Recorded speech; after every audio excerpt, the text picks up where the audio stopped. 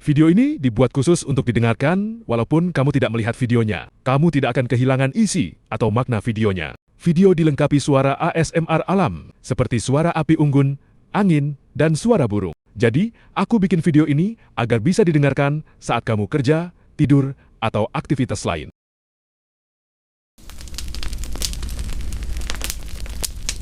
Bayangkan, kamu menerima tumpangan dari orang yang terlihat ramah di sebuah bar kecil malam hari. Lalu itu menjadi keputusan terakhir dalam hidupmu. Inilah kisah pembunuhan yang terjadi puluhan tahun lalu, yang berakhir di ruang eksekusi. Setelah penantian sangat panjang, kita mulai ceritanya. Seorang pria muda bertemu orang asing di sebuah bar. Obrolan ringan, minuman, dan suasana yang tampak aman. Tidak ada yang tahu bahwa malam itu sudah direncanakan menjadi jebakan. Pelaku mendekati korban dengan gaya santai, tidak tergesa, tidak mencurigakan, bahkan terlihat bersahabat. Itulah yang membuat kasus ini begitu mengganggu para penyidik. Karena kejahatan paling berbahaya sering datang tanpa wajah menyeramkan. Setelah keluar dari bar, korban diajak pergi dengan mobil. Alasannya sederhana, hanya ingin melanjutkan perjalanan bersama. Namun arah kendaraan berubah. Bukan ke pusat kota, bukan ke tempat ramai, melainkan ke lokasi sepi. Di sanalah kejahatan terjadi. Perampokan, kekerasan, dan pembunuhan. Yang membuat penyidik tercengang. Tindakan itu dilakukan dengan tenang, tanpa panik. Tubuh korban ditemukan dan penyelidikan dimulai. Polisi mengumpulkan potongan petunjuk kecil, satu demi satu. Bukti kendaraan, jejak pertemuan di bar, dan kesaksian orang yang sempat melihat mereka bersama. Detail kecil yang tampak tidak penting justru menjadi kunci penangkapan. Pelaku akhirnya tertangkap. Interogasi berlangsung panjang. Dan motifnya membuat banyak orang terdiam. Bukan emosi sesaat. Bukan pertengkaran mendadak. Tetapi keputusan yang dibuat dengan sadar. Pengadilan menjatuhkan hukuman mati. Namun cerita tidak berhenti di sana. Tahun demi tahun berlalu. Banding hukum diajukan. Permohonan keringanan diminta. Prosesnya berlangsung sangat lama. Keluarga korban menunggu keadilan selama puluhan tahun. Bayangkan perasaan itu. Menunggu tanpa kepastian akhir. Akhirnya, setelah semua jalur hukum selesai, eksekusi dilaksanakan di negara bagian Florida. Kasus yang dimulai di tahun 1989 resmi ditutup pada tahun 2026. Tetapi pertanyaannya sekarang untuk kamu yang mendengarkan. Apakah keadilan yang datang sangat lambat masih terasa sama kuatnya? Atau waktu telah mengubah maknanya? Kisah ini bukan hanya tentang pelaku. Bukan hanya tentang korban. Tetapi tentang bagaimana satu keputusan singkat bisa mengubah banyak hidup selamanya. Jika kamu masih mendengarkan sampai di sini, berarti kamu tahu. Kejahatan nyata seringkali tidak terdengar seperti cerita. Sekarang kita masuk ke rekonstruksi menit-menit paling menentukan. Perhatikan baik-baik. Semua bermula dari percakapan yang tampak ringan di sebuah bar kecil malam hari. Lampu redup, suara gelas, percakapan pelan. Pelaku membuka obrolan lebih dulu dengan nada santai. Tidak memaksa, tidak keras, terdengar ramah. Rekonstruksi percakapan mereka kurang lebih seperti ini. Hari panjang ya? Korban menjawab. Iya, cuma mau minum sebentar, lalu lanjut jalan. Obrolan berkembang tentang perjalanan dan tujuan. Pelaku mendengar dengan sangat fokus. Inilah bagian penting. Pelaku menilai korban sendirian dan akan bepergian jauh. Minuman berikutnya datang. Pelaku berkata, "Kalau mau, kita bisa jalan bareng. Arahku sejalan." Kalimat sederhana terdengar membantu. Tidak ada tekanan. Mereka keluar bersama menuju parkiran. Udara malam lebih dingin. Area tidak ramai. Pintu mobil terbuka. Korban masuk. Perjalanan dimulai. Menit-menit awal terasa normal. Masih ada percakapan ringan. Lalu arah kendaraan mulai berubah. Korban berkata, "Sepertinya ini bukan jalan utama." Pelaku menjawab singkat, "Jalan pintas." Nada suara berubah, lebih datar dan tegas. Mobil berhenti di area sepi. Mesin masih menyala.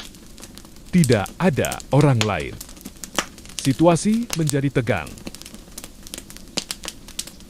Ancaman terjadi. "Serahkan dompetmu." Korban mencoba meredakan. "Ambil saja, tidak perlu menyakiti." Tetapi situasi sudah melewati batas. Perampokan berubah menjadi kekerasan.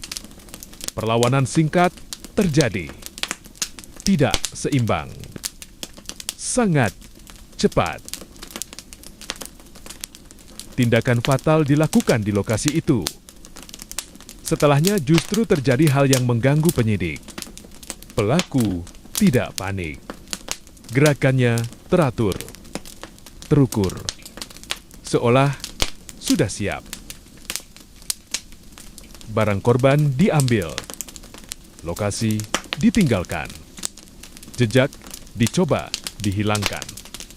Namun satu kesalahan tertinggal. Pertemuan mereka di bar diingat seseorang. Wajah pelaku diingat. Kendaraan diingat. Detail kecil itu menjadi kunci.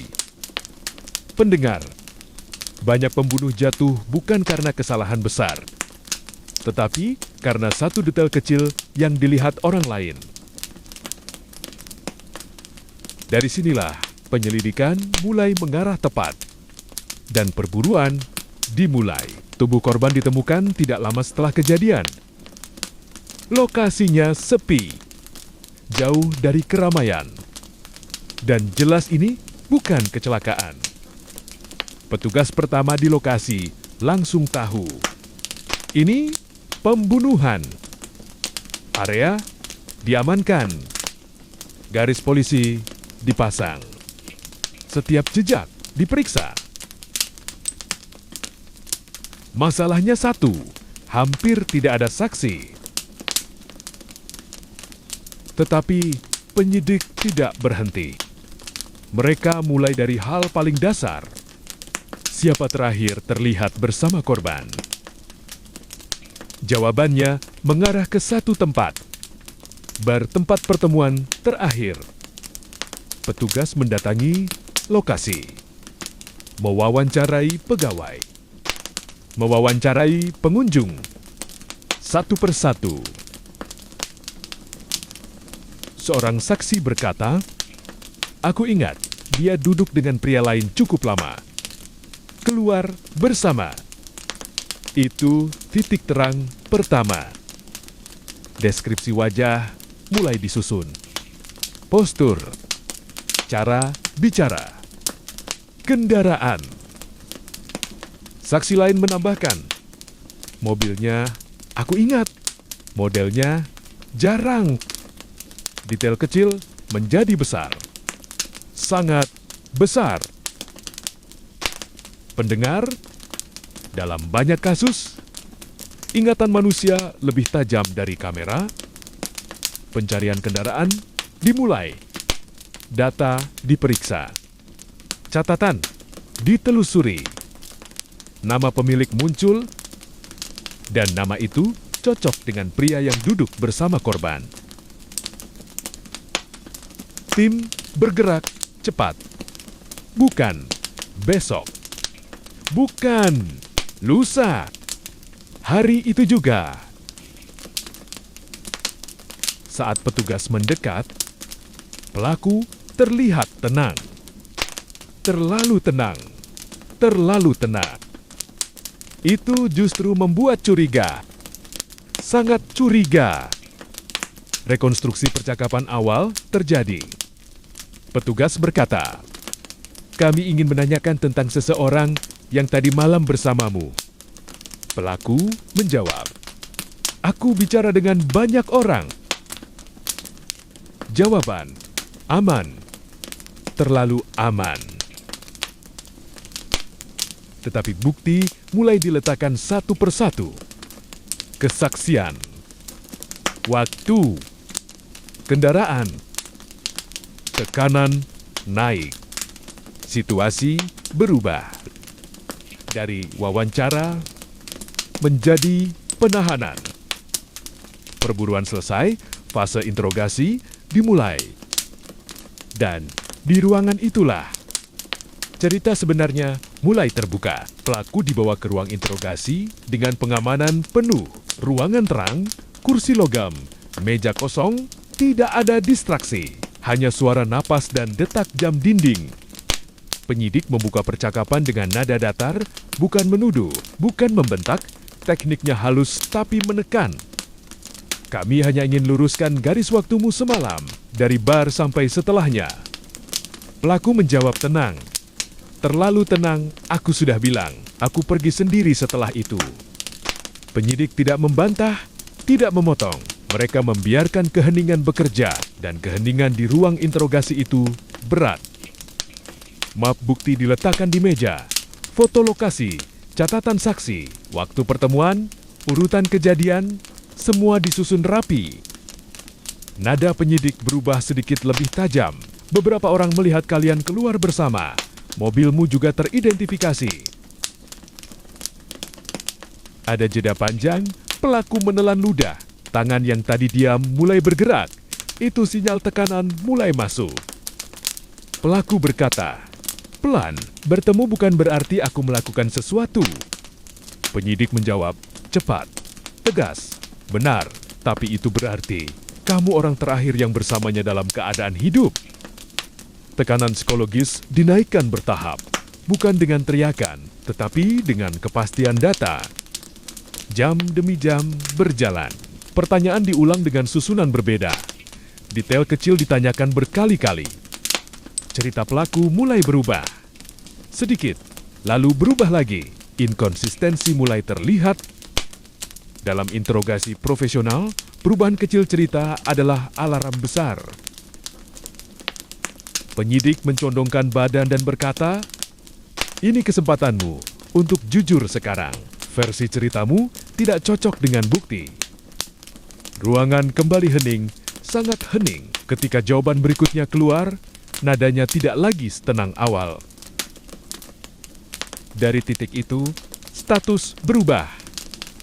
Bukan lagi saksi, bukan lagi orang terakhir yang melihat, tetapi tersangka utama. Penahanan resmi dilakukan, hak dibacakan, proses hukum dimulai, dan kasus yang bermula dari obrolan santai di bar kini berubah menjadi dakwaan pembunuhan. Namun, drama belum selesai. Karena pertarungan berikutnya terjadi di pengadilan, ruang sidang penuh, suasana tegang, tidak ada suara bercanda. Semua mata tertuju ke satu orang, terdakwa. Jaksa membuka dengan kronologi lengkap, urutan waktu, titik pertemuan, perjalanan, lokasi kejadian, disusun seperti rantai yang saling mengunci. Setiap potongan bukti dipresentasikan, foto, kesaksian, catatan waktu, dan hasil forensik. Ketika foto lokasi ditampilkan, ruangan berubah sunyi, sangat sunyi. Keluarga korban hadir, duduk diam, wajah kaku, menahan emosi. Momen paling berat di sidang pembunuhan bukan teriakan, tetapi diamnya keluarga korban. Saksi dari bar dipanggil. Ia menunjuk terdakwa tanpa ragu. "Itu orangnya, mereka pergi bersama malam itu." Pengacara pembela menyerang balik, menyorot celah kecil, menanyakan ulang ingatan saksi. Jarak pandang, pencahayaan, Waktu. Ini bukan perdebatan biasa. Ini duel narasi. Jaksa fokus pada konsistensi. Pembela fokus pada keraguan. Dan juri menilai keduanya. Ahli forensik memberi keterangan teknis, cara kejadian, pola luka, urutan kekerasan. Penjelasannya tenang, tetapi isinya mengerikan. Beberapa orang di ruang sidang menunduk, tidak kuat mendengar detailnya. Lalu jaksa menyampaikan kalimat penekanan, "Ini bukan kecelakaan, ini bukan salah paham, ini tindakan sadar." Pembela mencoba membangun keraguan terakhir. Tidak ada rekaman langsung, tidak ada saksi mata di lokasi. Ketegangan mencapai puncak. Semua argumen sudah keluar. Semua bukti sudah dibuka. Juri masuk ruang musyawarah. Waktu terasa lambat. Sangat lambat. Pendengar, inilah momen paling menegangkan dalam sidang pidana. Bukan saat argumen, tetapi saat menunggu keputusan. Juri kembali. Ruangan berdiri. Putusan dibacakan. Bersalah. Vonis berat dijatuhkan. Dan sejak saat itu, hitungan panjang menuju akhir hukuman dimulai. Namun, cerita belum benar-benar selesai. Karena setelah vonis, dimulai perang banding bertahun-tahun. Setelah vonis dijatuhkan, banyak orang mengira semuanya selesai. Ternyata tidak. Justru disinilah fase paling panjang dimulai. Tim pembela mengajukan banding. Bukan sekali, tetapi berulang kali. Dengan berbagai alasan hukum. Setiap banding memperlambat akhir. Setiap pengajuan membuka sidang baru. Dokumen baru, argumen baru. Jaksa harus datang lagi. Hakim harus menilai lagi. Keluarga korban harus mendengar lagi. Luka lama dipaksa terbuka kembali berkali-kali. Tahun berganti. Pengacara berganti. Hakim berganti. Tetapi berkas perkara tetap hidup. Di dalam penjara, hidup berjalan sangat berbeda. Sel sempit. Jadwal ketat. Gerak terbatas. Setiap hari mirip. Setiap minggu terasa panjang. Setiap tahun terasa berat. Pendengar, bayangkan menunggu akhir hidupmu dengan tanggal yang bisa berubah. Dijadwalkan, ditunda, dijadwalkan lagi. Itu bukan tekanan harian. Itu tekanan tahunan. Di luar penjara, perdebatan publik muncul tentang hukuman mati, tentang keadilan, tentang penebusan. Sebagian berkata, hukuman harus ditegakkan. Sebagian berkata, hidup tidak boleh diakhiri negara. Perdebatan tidak pernah benar-benar padam. Namun, proses hukum terus berjalan. Putusan demi putusan menolak banding. Satu pintu tertutup. Lalu pintu berikutnya tertutup. Sampai akhirnya, tidak ada jalur tersisa. Tidak ada penundaan lagi. Tanggal akhir ditetapkan. Protokol dijalankan. Semua menjadi pasti. Dan sebuah kasus yang dimulai dari obrolan santai di bar mendekati garis akhirnya. Part terakhir akan membawa kita ke hari penentuan. Hari penentuan tiba. Bukan mendadak. Bukan rahasia. Tanggalnya sudah diketahui jauh hari. Prosedur dimulai sejak pagi. Pemeriksaan terakhir dilakukan. Dokumen diverifikasi. Saksi resmi dikonfirmasi. Di dalam fasilitas eksekusi, semuanya berjalan dengan aturan ketat. Tidak ada improvisasi. Tidak ada perubahan. Semua sudah tertulis dalam protokol. Terpidana dalam kasus pembunuhan ini, Ronald Heath, memasuki fase akhir proses hukum. Pengamanan penuh. Pengawasan penuh. Tidak ada lagi banding. Tidak ada lagi penundaan. Beberapa orang hadir sebagai saksi resmi. Perwakilan hukum, petugas, dan pihak yang diizinkan menurut aturan. Suasana bukan gaduh. Bukan dramatis seperti film, justru sunyi. Sangat sunyi. Pendengar, banyak orang membayangkan momen ini penuh teriakan. Kenyataannya lebih sering dipenuhi keheningan. Prosedur dijalankan langkah demi langkah. Terukur, tercatat, resmi. Dengan itu, rangkaian kasus yang dimulai pada tahun 1989 resmi ditutup pada tahun 2026. Tetapi dampaknya tidak ikut berakhir. Keluarga korban tetap membawa kehilangan. Petugas tetap mengingat kasusnya. Dan publik tetap memperdebatkan hukumannya. Satu pertemuan singkat di bar, satu keputusan masuk mobil mengubah banyak hidup selamanya. Sekarang pertanyaannya untuk kamu yang mendengarkan. Berapa banyak bahaya datang bukan dengan ancaman keras, tetapi dengan suara ramah. Inilah akhir kisahnya. Dan seperti semua kisah nyata, ia tidak dibuat untuk menakut-nakuti. Ia terjadi karena satu pilihan. Di satu malam, sebelum kita benar-benar menutup kisah ini, ada satu bagian yang sering dilupakan. Bukan tentang pelaku, bukan tentang vonis, tetapi tentang pola. Kasus seperti yang dilakukan Ronald Heath bukan dimulai dengan kekerasan, dimulai dengan percakapan, kepercayaan singkat, rasa aman yang terbentuk cepat. Itulah mengapa penyidik selalu menekankan bahaya sering datang tanpa tanda keras. Korban tidak membuat keputusan bodoh, ia membuat keputusan yang terasa masuk akal saat itu. Dan justru itu yang membuat kisah ini mengganggu. Pendengar, jika ada satu hal yang bisa diambil dari cerita nyata ini, itu bukan rasa takut, tetapi kewaspadaan.